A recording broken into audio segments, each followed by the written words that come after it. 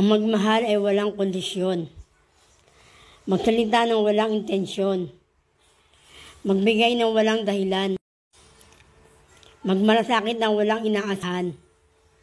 Yun ang diwa ng tunay na pag-ibig para sa akin. Ang pag-ibig ay mapagkumbaba. Ang pag-ibig ay maunawain. Ang pag-ibig ay mapagbigay. At mapagpatawad. Yan ang tunay na pag-ibig. Ganyan ang pag-ibig. Higit sa lahat, mapagparaya. Ang hirap talaga na lumaban mag-isa. Yung ikaw lang ang mismo ang nakakaalam ng dinadala mong bigat sa dibdib. Nang pinagdaraanan mo, solo kang lumalaban. Sa buhay, walang kakampi kundi sarili mo lang. Walang maakwentuhan, mananatili ka ng tahimik at nagpapanggap sa magulong mundo dahil wala sa iyong makikinig sa pagsubok na iyong pinagdaraanan.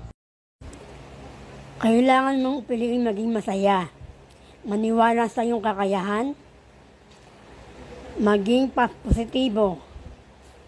Ikaw ay sinadya upang mabuhay at umunlad at hindi lang umiral at nabubuhay sa mundo.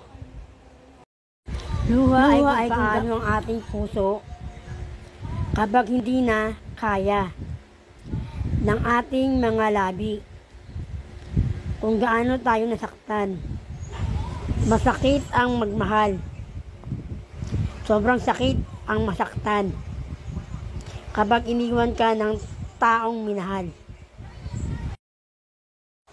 Di lahat ng ngiti kasi yan ang dahilan. Minsan ito lang ang paraan para may tago ang sobrang kalungkutan na darama.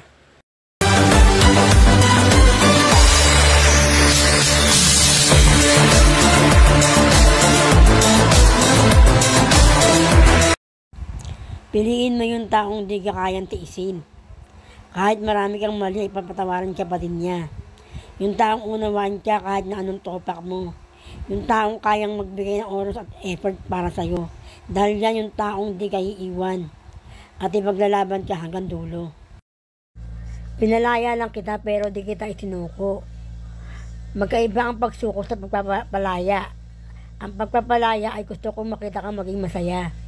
Ang pagsuko ay isinuko ko ang labis na pagmamahal ko sa'yo.